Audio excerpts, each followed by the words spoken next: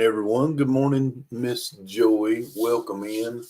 Today is January the 26th. We're on day 26, reading through the Bible in 1 year. Today's readings will be Genesis chapter 27, Matthew chapter 26, Esther chapter 3, and Acts chapter 26. Then we'll jump into Ephesians chapter 6, verses 10 through 20, and we'll put our armor on, y'all. Let's get going. Isaac blesses Jacob is the heading. Cannot scroll with the mouse on my phone. Let's go there. Verse 1. Now it came to pass. Isaac was old, and his eyes were so dim that he could not see. That he called Esau, his older son, and said to him, My son. And he answered him, Here I am. Good morning, Andy. And he answered him, Here I am. Then he said, Behold, now I am old. I do not know the day of my death. Now therefore, please take your weapons, your quiver, and your bow, and go out to the field and hunt game for me, and make me a savory food such as I love. Bring it to me that I may eat, that my soul may bless you before I die. Now Rebekah was listening when Isaac spoke to Esau, his son, and Esau went to the field to hunt game and to bring it. So Rebekah spoke to Jacob, her son, saying, Indeed, I heard your father speak to Esau, your brother, saying, Bring me game and make savory food for me, that I may eat it and bless you in the presence of the Lord before my death. Now therefore, my son, obey my voice according to what I command you. Go now to the flock and bring me from the 2 choice kids of the goats, and I will make savory food from them for your father, such as he loves. Then you shall take it to your father, that he may eat it, and that he may bless you before his death. And Jacob said to Rebekah his mother, Look, Esau my brother is a hairy man, and I am a smooth-skinned man. Perhaps my father will feel me, and I shall seem to be a deceiver to him, and I shall bring a curse on myself and not a blessing. But his mother said to him, Let your curse be on me, my son. Only obey my voice and go. Get them for me. And he went and got them and brought them to his mother. And his mother made savory food, such as his father loved.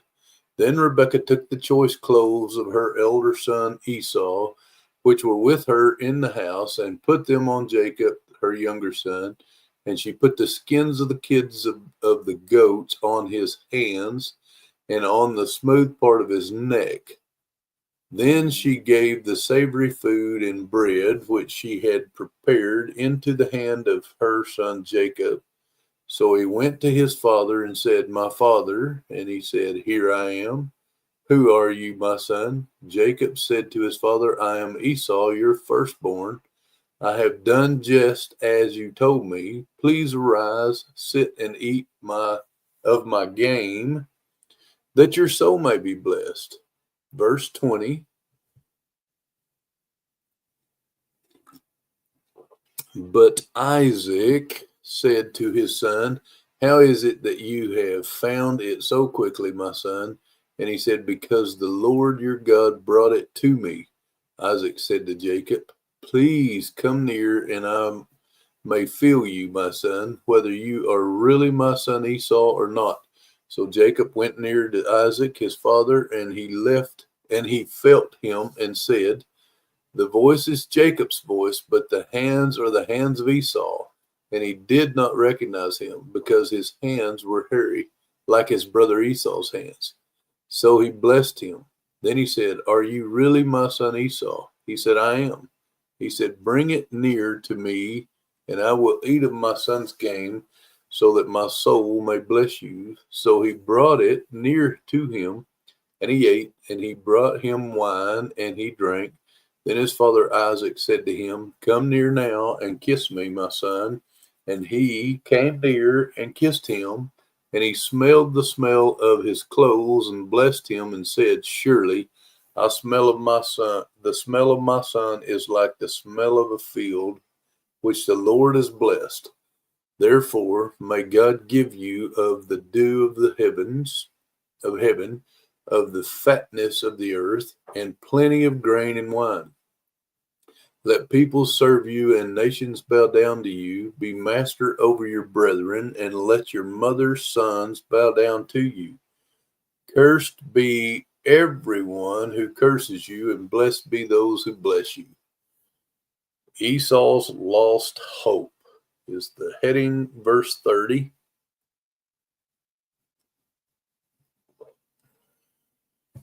Now it happened as soon as Isaac had finished blessing Jacob, and Jacob had secretly gone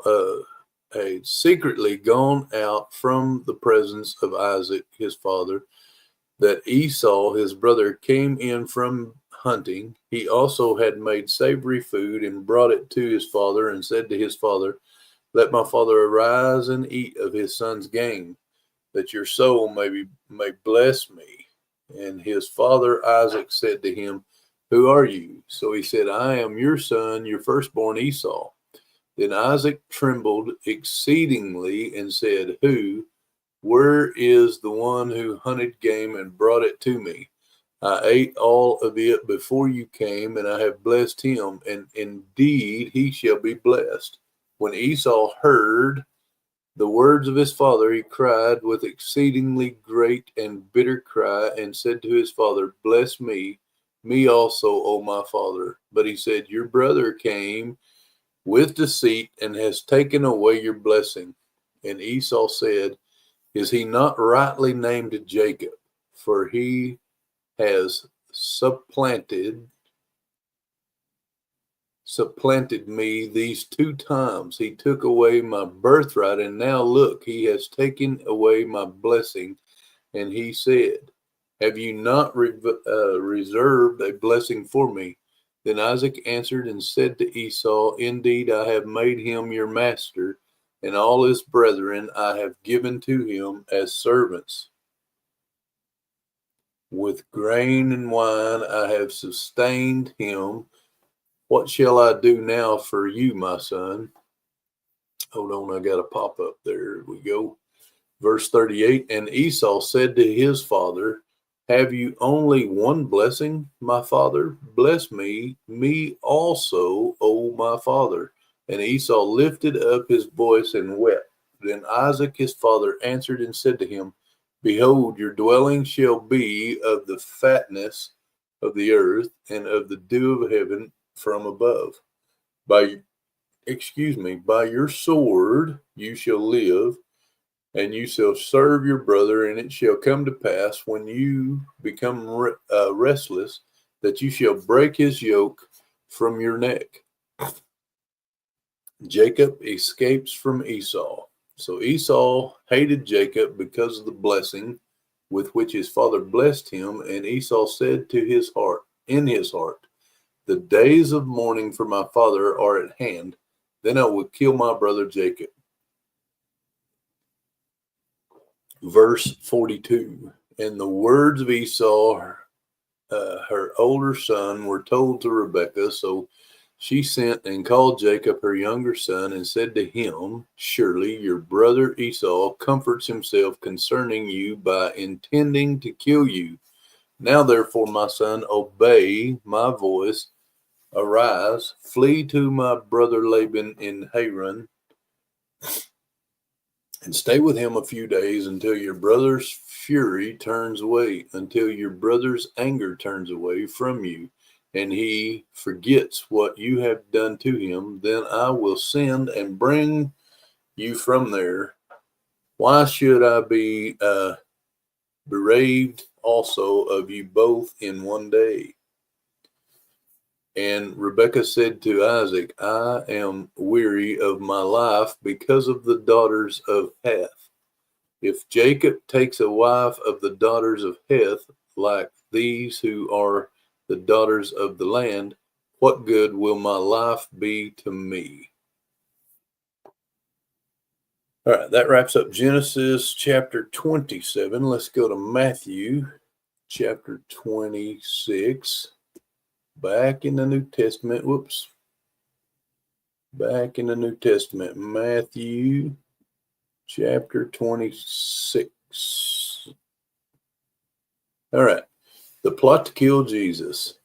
Now it came to pass when Jesus, this is verse 1, had finished all these sayings that he said to his disciples, "You know that after 2 days is the Passover, and the Son of Man will be delivered up to be crucified." Then the chief priests, the scribes, and the elders of the people assembled at the palace of the high priest, who was called Caiaphas, and plotted to take Jesus by trickery and kill him. But they said, "Not during the feast, lest there be an uproar among the people." The anointing of Bethany, the anointing at Bethany. Verse 6. And when Jesus was in Bethany at the house of Simon the leper, a woman came to him having an alabaster flask of very costly fragrant oil, and she poured it on his head as he sat at the table. But when his disciples saw it, they were indignant, saying, "Why this waste? For this fragrant oil might have been sold for much and given to the poor." But when Jesus was aware of it, he said to them, "Why do you trouble the woman? For she has done a good work for me. For you have the poor with you always, but me you do not have always. For in pouring this fragrant oil on my body, she did it for my burial. Assuredly, I say to you, wherever this gospel is preached in the whole world, what this woman has done will also be told as a memorial to her." Judas agrees to betray Jesus. Verse 14. Then one of the 12, called Judas Iscariot, went to the chief priest and said, "What are you willing to give me if I deliver him to you?" And they counted out to him 30 pieces of silver. So from that time he saw opportunity to betray him. Jesus celebrates the Passover with his disciples. Verse 17.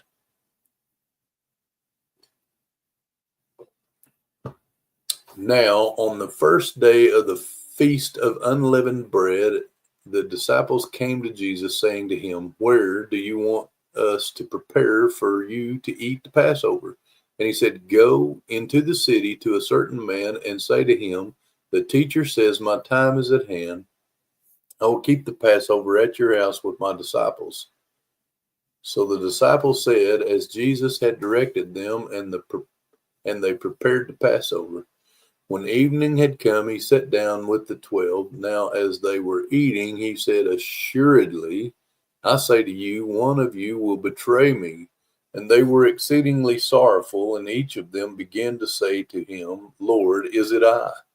He answered and said, "He who dipped his hand with me in the dish will betray me.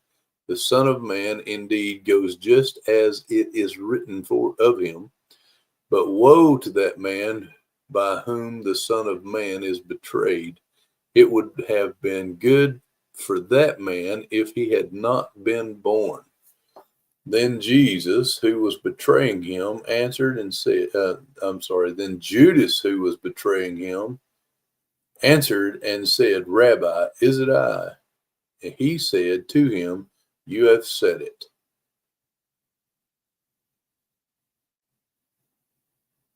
Jesus institutes the Lord's Supper. Verse 26.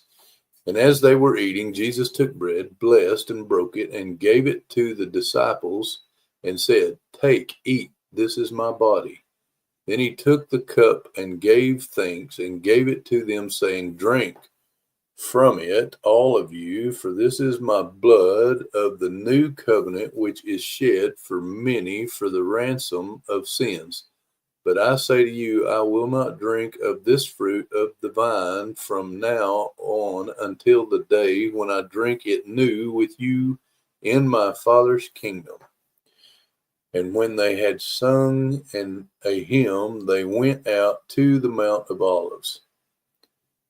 Jesus predicts Peter's denial. Verse 31. Then Jesus said to them, all of you will be made to stumble because of me this night.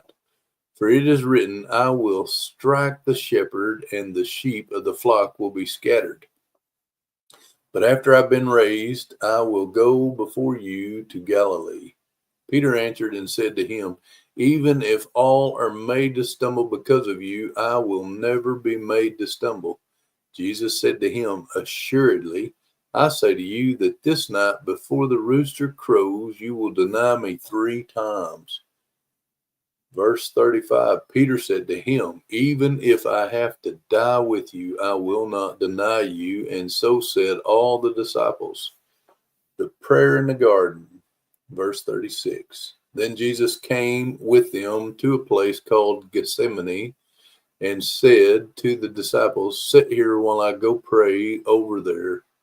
And he took with him Peter and the 2 sons of Zebedee, and he began to be sorrowful and deeply distressed. Then he said to them, my soul is exceedingly sorrowful, even to death. Stay here and watch with me. He went a little further and fell on his face and prayed, saying, O my Father, if it is possible, let this cup pass from me. Nevertheless, not as I will, but as you will.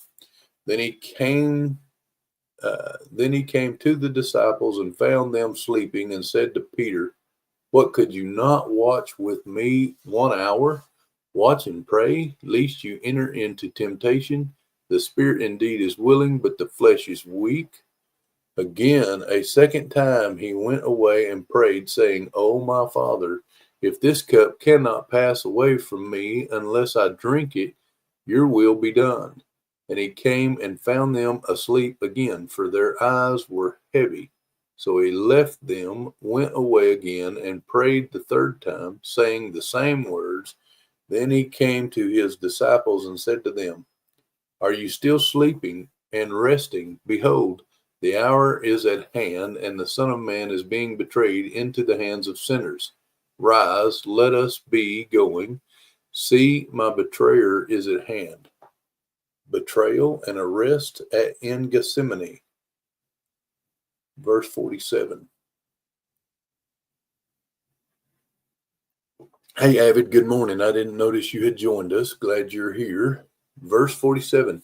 And while he was still speaking, behold, Judas, one of the 12, with a great multitude with swords and clubs, came from the chief priests and elders of the people. Now his betrayer had given them a sign, saying, whomever I kiss, he is the one. Seize him. Immediately he went up to Jesus and said, greetings, Rabbi, and kissed him. But Jesus said to him, friend, why have you come? Then they came and laid hands on Jesus and took him, and assuredly one of those, and suddenly one of those who were with Jesus stretched out his hand and drew his sword, struck the servant of the high priest, and cut off his ear. But Jesus said to him, put your sword in its place, for all who take the sword will perish by the sword. Or do you think that I cannot now pray to my Father, and he will provide me with more than 12 legions of angels? How then could the scriptures be fulfilled that it must happen thus? In that hour Jesus said to the multitudes, have you come out as against a robber with swords and clubs to take me? I sat daily with you teaching in the temple, and you did not seize me. But all this was done that the scriptures of the prophets might be fulfilled. Then all the disciples forsook him and fled. Jesus faces the Sanhedrin. Verse 57. And those who had laid hold of Jesus led him away to Caiaphas the high priest, where the scribes and the elders were assembled. But Peter followed him at a distance to the high priest's courtyard, and he went in and sat with the servants to see the end. Now the chief priests, the elders, and all the council sought false testimony against Jesus to put him to death, but found none. Even though many false witnesses came forward, they found none. But at last 2 false witnesses came forward and said, "This fellow said, I am able to destroy the temple of God and to build it in 3 days." And the high priest arose and said to him, "Do you answer nothing? What is it these men testify against you?" But Jesus kept silent, and the high priest answered and said to him, "I put you under oath by the living God. Tell us if you are the Christ, the Son of God." Jesus said to him, "It is as you said. Nevertheless, I say to you, hereafter you will see the Son of Man sitting at the right hand of the power and coming on the clouds of heaven." Verse 65. Then the high priest tore his clothes, saying, "He has spoken blasphemy. What further need do we have of witnesses? Look now, you have heard his blasphemy. What do you think?" They answered and said, "He is deserving of death." Then they spat in his face and beat him, and others struck him with the palms of their hands, saying, "Prophesy to us, Christ. Who is the one who struck you?" Peter denies Jesus and weeps bitterly. Verse 69. Now Peter sat outside in the courtyard, and a servant girl came to him, saying, "You also were with Jesus of Galilee." But he denied it before them all, saying, "I do not know what you are saying." And when he had gone out to the gateway, another girl saw him and said to those who were there, "This fellow also was with Jesus of Nazareth." But again he denied with an oath, "I do not know the man. And a little later, those who stood by came up and said to Peter, "Surely you also are one of them, for your speech betrays you." Then he began to curse and swear, saying, "I do not know the man." Immediately a rooster crowed, and Peter remembered the word of Jesus, who had said to him, "Before the rooster crows, you will deny me 3 times." So he went out and wept bitterly. That wraps up Matthew 26. Let's go to Esther chapter 3. Come on, open up there. There we go. Esther chapter 3.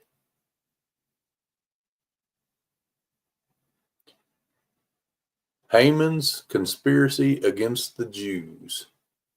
After these things, Ahasuerus prompted Haman, the son of Hammedatha, the Agagite, and advanced him and set his seat above all the princes who were with him, and all the king's servants who were within the king's gate bowed and paid homage to Haman, for so the king had commanded concerning him.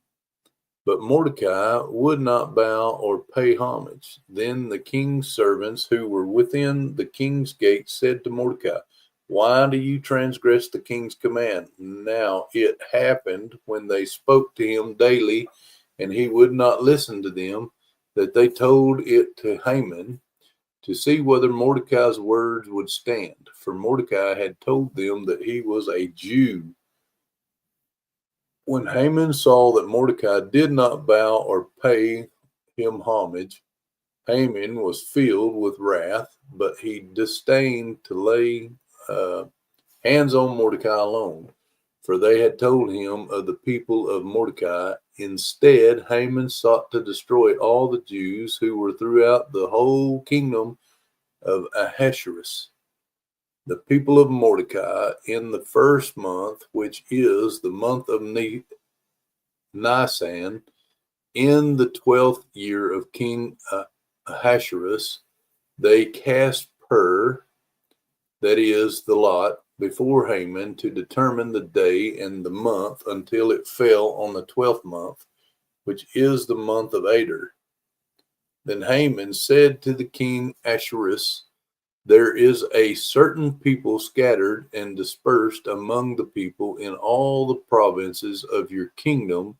Their laws are different from all other peoples, and they do not keep the king's laws. Therefore, it is not fitting for the king to let them remain. If it pleases the king, let a decree be written that they be destroyed, and I will pay 10,000 talents of silver into the hands of those who do the work, to bring it into the king's treasuries. So the king took his signet ring from his hand and gave it to Haman, the son of Hammedatha, the Agagite, the enemy of the Jews. And the king said to Haman, the money and the people are given to you to do with them as seems good to you. Then the king's scribes were called on the 13th day of the first month, and a decree was written according to all that Haman commanded to the king's satraps, to the governors who were over each province, to the officials of all the people, to every province according to its script, and every people in their language. In the name of King Ahasuerus it was written and sealed with the king's signet. Verse 13. And the letters were sent by couriers into all the king's provinces to destroy, to kill, to annihilate all the Jews, both young and old, little children and women, in one day on the 13th day of the 12th month, which is the month of Adar, and to plunder their possessions. A copy of the document was to be issued as law in every province, being published for all people, that they should be ready for that day. The couriers went out, hastened by the king's command, and the decree was proclaimed in Shushan, the citadel. So the king and Haman sat down to drink, but the city of Shushan was perplexed. All right, that wraps up Esther chapter 3. Let's go now to Acts chapter 26. Right there is Acts chapter 26. Paul's early life. Verse 1. Then Agrippa said to Paul, you are permitted to speak for yourself. So Paul stretched out his hand and answered for himself. I think myself happy, King Agrippa, because today I shall answer for myself before you concerning all the things of which I am accused by the Jews, especially because you are expert in all customs and questions which have to do with the Jews. Therefore, I beg you to hear me patiently. My manner of life from my youth, which was spent from the beginning among my own nation at Jerusalem, all the Jews know. They knew me from the first, if they were willing to testify that according to the strictest sect of our religion, I lived a Pharisee. And now I stand and am judged for the hope of the promise made by God to our fathers. To this promise, our 12 tribes, earnestly serving God night and day, hope to obtain. For the hope's sake, King Agrippa, I am accused by the Jews. Why should it be though incredible by you that God raises the dead? Indeed, I myself thought I must do many things contrary to the name of Jesus of Nazareth. This I also did in Jerusalem, and many of the saints I shut up in prison, having received authority from the chief priest, and when they were put to death, I cast my vote against them, and I punished them often in every synagogue, and compelled them to blaspheme and bring exceedingly in rage against them. I persecuted them even to foreign cities. Paul recounts his conversion. Verse 12. While Thus occupied as I journeyed to Damascus with authority and commission from the chief priest, at midday, O king, along the road I saw a light from heaven, brighter than the sun, shining around me and those who journeyed with me. And when we all had fallen to the ground, I heard a voice speaking to me and saying in the Hebrew language, Saul, Saul, why are you persecuting me? It is hard for you to kick against the goads. So I said, who are you, Lord? And he said, I am Jesus, whom you are persecuting. But rise and stand on your feet, for I have appeared to you for this purpose, to make you a minister and a witness both of the things which you have seen and of the things which I will yet reveal to you. I will deliver you from the Jewish people as well as from the Gentiles to whom I now send you. Verse 18, to open their eyes in order to turn them from darkness to light and from the power of Satan to God, that they may receive forgiveness of sins and inheritance among those who are sanctified by faith in me. Paul's post-conversion life, verse 19. Therefore, King Agrippa, I was not disobedient to the heavenly vision, but declared first to those in Damascus and in Jerusalem and throughout all the region of Judea, and then to the Gentiles, that they should repent, turn to God, and do works befitting repentance. For these reasons, the Jews seized me in the temple and tried to kill me. Therefore, having obtained help from God, to this day I stand, witnessing both to small and great, saying no other things than those which the prophets and Moses said would come, that the Christ would suffer, and he would be the first to rise from the dead, and would proclaim light to the Jewish people and to the Gentiles. I'm going to sneeze, y'all. Hold on, please.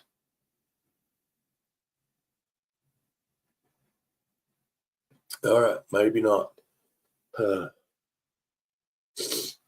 Agrippa parries Paul's challenge, verse 24.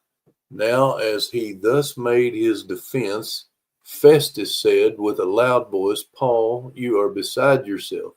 Much learning is driving you mad. But he said, I am not mad, most noble Festus, but speak the words of truth and reason. For the king before whom I also speak freely knows these things, for I am convinced that none of these things escapes his attention, since this thing was not done in a corner. King Agrippa, do you believe the prophets? I know that you do believe. Then Agrippa said to Paul, you almost persuaded me to become a Christian. And Paul said, I would to God that not only you, but also all who hear me today might become both almost and altogether such as I am, except for the chains. When he had said these things, the king stood up, as well as the governor and Bernice, and those who sat with them. And when they had gone aside, they talked among themselves, saying, this man is doing nothing deserving of death or chains. Then Agrippa said to Festus, this man might have been set free if he had not appealed to Caesar. All right, that wraps up Acts chapter 26. Now we're jumping to Ephesians chapter 6. Starting in verse 10, we are going to get our armor on, y'all. Finally, my brethren, be strong in the Lord and in the power of his might. Put on the whole armor of God, that you may be able to stand against the wiles of the devil. For we do not wrestle against flesh and blood, but against principalities, against powers, against the rulers of the darkness of this age, against spiritual hosts of wickedness in heavenly places. Therefore, take up the whole armor of God, that you may be able to withstand in the evil day, and having done all to stand, stand therefore, having girded your waist with truth, having put on the breastplate of righteousness, and having shod your feet with the preparation of the gospel of peace. Above all, taking the shield of faith with which you will be able to quench all the fiery darts of the wicked one, and take the helmet of salvation and the sword of the Spirit, which is the word of God, praying always with all prayer and supplication in the Spirit, being watchful to this end with all perseverance and supplication for all the saints, and for me, that utterance may be given to me, that I may open my mouth boldly to make known the mystery of the gospel, for which I am an ambassador in chains, that in it I may speak boldly as I ought to speak. All right, y'all. Thank y'all for joining me. Today we have our word in us and we have our armor on. Let's look at tomorrow's readings, which will be day 27. Goodness, this month is going quickly. Day 27, we will be reading Genesis chapter, where is it? 28, Matthew 27, Esther 4, and Acts 27. All right, that is tomorrow. God bless y'all. Thank y'all for being here this morning with me. It's Sunday morning. If you have opportunity, get out there and get to church. Challenge you guys to be a blessing for someone else today. God bless you.